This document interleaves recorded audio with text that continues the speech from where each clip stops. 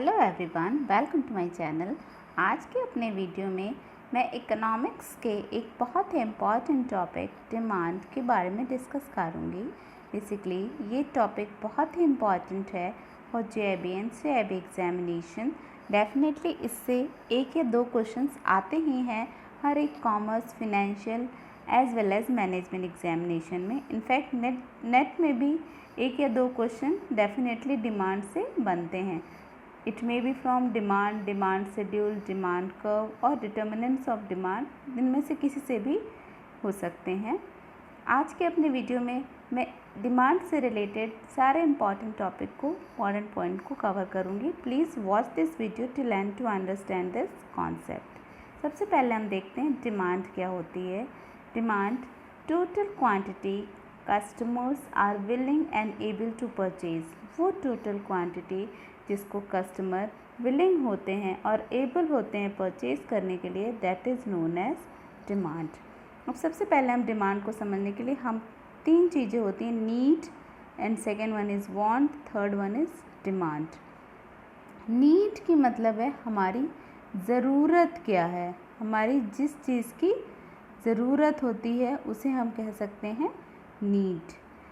जो हमारी ज़रूरत है, जो हमारी नीड है, वो अगर उस नीड को ख़रीदने के लिए, उस अपनी ज़रूरत को पूरी करने के लिए हमारे पास मनी बैकअप अवेलेबल है, if I have a complete money to fulfil the need of ours, तो वो हमारी नीड जो है वो वांट में कंप्लीट हो जाती है। मतलब वो नीड जिसके लिए बैकअप अवेलेबल है मनी का, दैट नीड में कन्वर्टेड इनटू वांट। अब उस वांट को, जिसके लिए हमारे पास मनी बैकअप भी है, प्लस हम विलिंगली, हम इच्छा भी रखते हैं उसको ख़रीद करने के लिए, उसको परचेज़ करने के लिए, तभी वो हमारी वांट जो है वो डिमांड में कन्वर्ट होती है। मतलब नीड जिसके लिए हमारे पास पैसे हैं, एज वेल एज हमारी विलिंग है, हमारी इच्छा है उस नीड को पूरा करने के लिए, then that may become demand. Demand basically means total customer willing and able to purchase. एक कस्टमर टोटल जितना भी इच्छा रखता है और उस इच्छा के साथ उसके पास पैसे, उसके पास मनी बैकअप है जिससे वो अपनी उस इच्छा को पूरा कर सके, उसी को हम कहते हैं डिमांड। मतलब demand function is the behaviour of consumers, consumer के बिहेवियर, कंज्यूमर के action as well as the action which is backed by money is known as demand। Next हम कुछ टर्म्स जो कि जनरली डिमांड से रिलेटेड क्वेश्चंस में आते हैं या इकोनॉमिक्स से रिलेटेड एग्जामिनेशंस में पूछे जाते हैं। First one is direct demand for consumption goods and services that satisfy consumers desire. वो गुड्स और सर्विसेज जो डायरेक्टली कंज्यूमर के डिज़ायर को फुलफ़िल कर देती हैं, उसे हम कहते हैं डायरेक्ट डिमांड। जैसे हमें किसी कपड़े की ज़रूरत है तो वो डायरेक्ट हमारी अपनी नीड को पूरा कर रहा है, तो that is known as direct demand. हमें खाने की रोटी सब्जी या फिर हमें बिस्किट चॉकलेट इनकी ज़रूरत है, तो this is known as direct demand. Means the actual product, actual goods and services like roti sabzi biscuit chocolate that directly satisfy the need of ours, वो हमारी डायरेक्ट ज़रूरत को पूरा कर रही हैं, तो उसे हम कहते हैं डायरेक्ट डिमांड। डायरेक्ट डिमांड का मतलब किसी दूसरी चीज़ के डिमांड बढ़ने से, अगर किसी दूसरी चीज़ के या किसी भी चीज़ की डिमांड में इंक्रीज़ होता है, that is known as derived demand.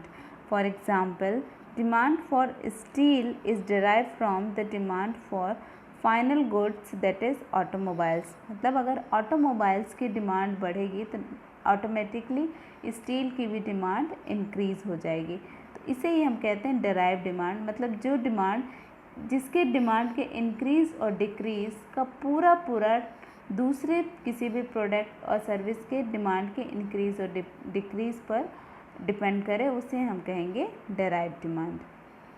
Next is quantity demanded, the amount of good that is consumer is willing to buy and able to buy at a given price over a period of time। मतलब एक particular, एक fix period of time में कोई भी individual कितनी quantity of goods and services को willing plus able, यहाँ पे दोनों ही चीज़ें आती हैं, मतलब इंडिविजुअल पर्सन की विलिंग हो, इच्छा हो। जैसे हमारी किसी भी चीज़ को खरीदने की पूरी इच्छा है but we are not able to buy because we have not that much money to buy that particular product. अगर हमारे पास पर्टिकुलर उतना अमाउंट ऑफ मनी नहीं है तो वो हमारी डिमांड कभी भी कंप्लीट नहीं हो पाएगी, तो वो हमारी कभी डिमांड बन ही नहीं पाएगी क्योंकि हमारी वांट ही रह जाएगी, हमारे नीड और वांट तक ही रह के वो ख़त्म हो जाती है। मीन्स अमाउंट ऑफ गुड जिसके लिए हमारी विलिंग हो और हम एबल टू पे हो, प्लस एक टाइम पीरियड फिक्स हो, तो उसे ही हम कहते हैं कि actual demand and the quantity, जिस अमाउंट में हम डिमांड करते हैं that is known as quantity demanded. Now next one is law of demand. Demand की लॉ क्या कहती है?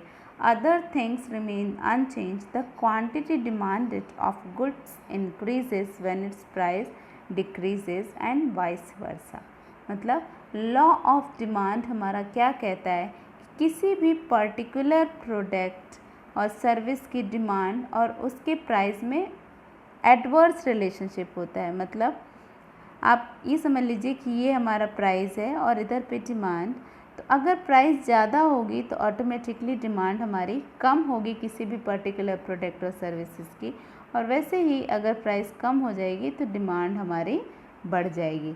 Means demand increases when price decreases and demand decreases when price increases.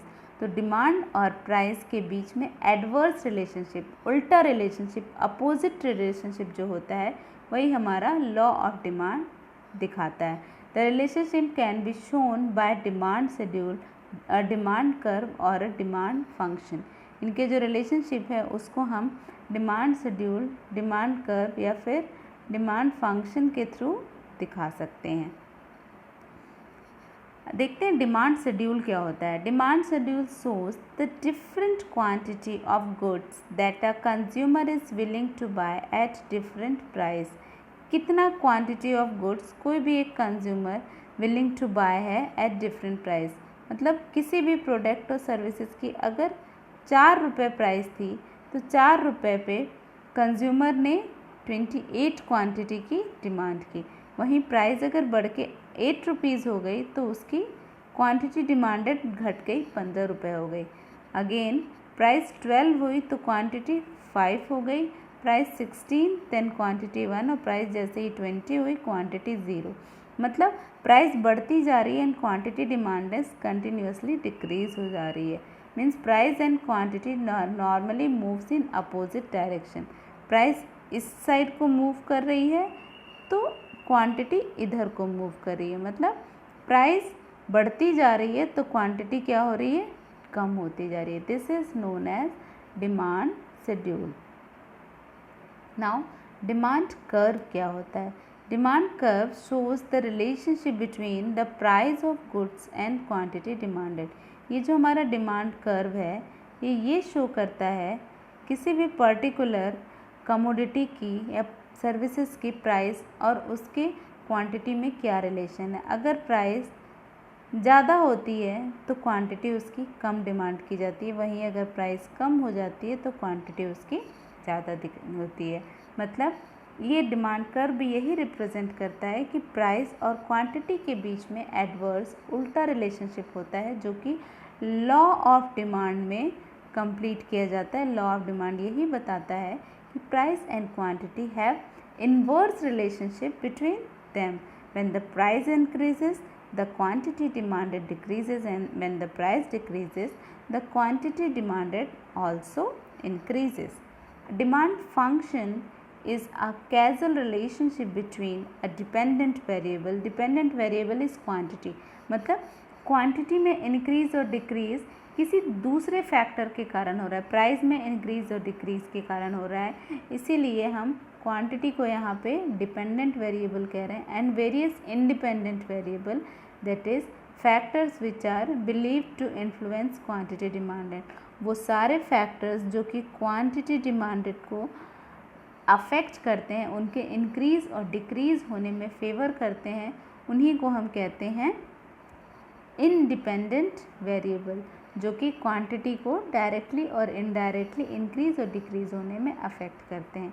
इसको हम एक फॉर्मूले से हमेशा रिप्रेजेंट करते हैं। Q is known as quantity, P is known as price of goods. Q is equal to 2 minus 4P is the formula to find out demand in normal course of action. Now next is determinants of demand. किसी भी economy में demand को क्या क्या चीज़ें determine करती हैं या क्या क्या चीज़ें किसी भी इंडिविजुअल के डिमांड को इन्फ्लुएंस करती हैं। सबसे जो फर्स्ट मोस्ट थिंग है वो है ओन प्राइस, मतलब उस पर्टिकुलर कमोडिटी का प्राइस। जैसा कि हमने अपने डिमांड से ड्यू एंड डिमांड कर्व में भी देखा कि किसी भी प्रोडक्ट और सर्विस का अगर डिमांड बढ़ेगा तो नेचुरली प्राइस में उसका उल्टा अफेक्ट होगा, प्राइस उसका डिक्रीज़ हुआ होगा। वहीं अगर प्राइस डिक्रीज़ होगी तो क्या होगा, डिमांड इंक्रीज़, और प्राइस इंक्रीज़ होगी तो डिमांड डिक्रीज़ हो जाएगी। मतलब प्रोडक्ट प्राइस का बहुत ज़्यादा असर पड़ता है किसी भी पर्टिकुलर प्रोडक्ट और सर्विस के क्वांटिटी डिमांडेड पे।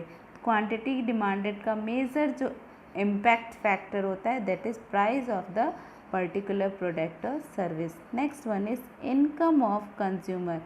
जो भी कंज्यूमर है, जिस कंज्यूमर क्लास को वो पर्टिकुलर प्रोडक्ट या सर्विसेज ऑफ़र किया जा रहा है, उनके इनकम में इंक्रीज़ और डिक्रीज़ का भी डिमांड पे या क्वांटिटी डिमांडेड पे बहुत ज़्यादा असर पड़ता है। मतलब अगर इनकम इंक्रीज़ होती है तो क्वांटिटी भी ज़्यादा परचेज़ की जाती है, वहीं अगर इनकम डिक्रीज़ होती है तो क्वांटिटी भी कम परचेज़ की जाती है।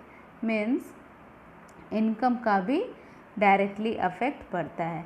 Next one is price of other goods. कुछ ऐसे अदर गुड्स होते हैं जिनके प्राइस का भी बहुत ज़्यादा असर पड़ता है किसी भी पर्टिकुलर कमोडिटी और सर्विस की डिमांड पे। Just like complementary and substitute goods. Complementary goods वो गुड्स होते हैं जो एक के साथ दूसरा यूज़ किए जाता है, एंड सब्स्टिट्यूट गुड्स वो गुड्स होते हैं जो एक की जगह पे इस्तेमाल किया जाता है। कॉम्प्लीमेंट्री गुड्स में हम एग्जांपल ले सकते हैं वैसे गुड्स का जो दोनों एक साथ इस्तेमाल होते हैं, जैसे कि हम उसकी जगह पे किसी दूसरे का इस्तेमाल नहीं कर सकते हैं। जैसे चाय पत्ती और चीनी, ज़्यादातर ये दोनों चीज़ें साथ में इस्तेमाल होती हैं, तो चाय पत्ती और चीनी दोनों एक दूसरे के कॉम्प्लीमेंट्री हैं, एक दूसरे का सब्स्टिट्यूट नहीं है। अगर हमें चाय पीनी होगी तो चाय के साथ हमें चीनी, कुछ भी ऐसी चीज़ जो कि चाय को मीठी बनाए, उसकी ज़रूरत होती है। तो tea and sugar is complementary whereas coffee and tea is substitute. मतलब अगर टी का प्राइस इंक्रीज़ हो गया तो हम कॉफ़ी का यूज़ कर सकते हैं टी की जगह पे, और कॉफ़ी का प्राइस इंक्रीज़ हो गया तो हम टी का यूज़ कर सकते हैं। तो कॉम्प्लीमेंट्री और सब्स्टिट्यूट गुड्स के भी प्राइस के इंक्रीज़ एंड डिक्रीज़ का क्वांटिटी डिमांड पे असर पड़ता है। Next one is taste and preference. जो कंज्यूमर क्लास है जिसको पर्टिकुलर गुड्स और सर्विसेज ऑफ़र की जा रही हैं, उनके टेस्ट, उनके प्रेफरेंस का भी बहुत इम्पेक्ट होता है quantity demand. It may be possible कि किसी प्रोड्यूसर ने बहुत अच्छी चीज़ मार्केट में लॉन्च की, कस्टमर ने भी थोड़े टाइम तक बहुत पसंद किया, लेकिन सडनली उनका टेस्ट, उनका प्रेफरेंस चेंज हो गया। तो as soon the taste and preference change, suddenly the quantity demanded for the particular product और सर्विसेज में go down. Expectation of future prices. किसी भी पर्टिकुलर प्रोडक्ट और सर्विस का अगर फ्यूचर में प्राइस इंक्रीज़ होने का कोई एक्सपेक्टेशन हो, कुछ अंदाज़ा लग जाए, तो डेफिनेटली उसकी डिमांड, उसकी क्वांटिटी की डिमांड इंक्रीज़ हो जाती है। वहीं अगर फ्यूचर प्राइस डिक्रीज़ होता है के चांसेस होते हैं, जैसे कि किसी भी पर्टिकुलर टाइम पीरियड में हम जानते हैं कि सेल आने वाली होती है किसी चीज़ में, तो हम अपनी रिक्वायरमेंट को थोड़ा पोस्टपोन कर देते हैं, और जब सेल आती है उस समय हम जनरली उन चीज़ों को परचेज़ करते हैं। This represent the expectation future price change. Next one is advertising. जिस भी प्रोडक्ट और सर्विस का जितना अच्छा एडवर्टाइजमेंट होगा, जितना इन्फ्लुएंशियल एडवर्टाइजमेंट होगा, उसकी क्वांटिटी में, उसकी क्वांटिटी डिमांड में भी उतना ही इम्पैक्ट आएगा, उतना ही इंक्रीज़ और डिक्रीज़ होगा। Next one is distribution of income. पूरी कंट्री में जो इनकम का डिस्ट्रीब्यूशन है उसका भी क्वांटिटी डिमांड में पर्टिकुलर इम्पैक्ट होता है। मीन्स किसी भी क्वांटिटी के डिमांड में, किसी भी पर्टिकुलर प्रोडक्ट और सर्विस के क्वांटिटी के डिमांड में इम्पैक्ट होता है। Next topic is shift of the demand curve. Shift, जैसा कि हम सभी जानते हैं, शिफ्ट होना मतलब किसी भी एक साइड में आगे को बढ़ना, शिफ्ट होना। A change in demand is reflected by a shift of demand curve and is caused by a change in any of non-price determinant of demand।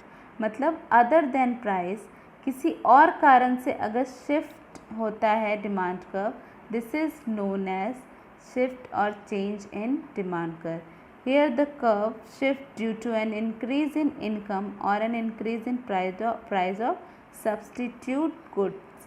मतलब आप इस एग्जाम्पल में देखें, अगर ये जो डिमांड कर्व हमारी ये एक्चुअल डिमांड कर्व थी, यहाँ से यहाँ जो ये इंक्रीज़ हुई, तो this increase may cause due to change in income. जैसे मान लीजिए कि किसी को 10,000 रुपये महीने में मिलते थे, वहीं उसको सडनली 25,000 रुपये मिलने लगे, तो उसका प्राइस के ऊपर कोई इम्पैक्ट नहीं पड़ेगा। फिर वो जिस प्राइस पे, जैसे कि इस प्राइस से वो इतनी डिमांड करता था, तो वो उसी प्राइस पे उसकी ज़्यादा क्वांटिटी डिमांड करने लगेगा।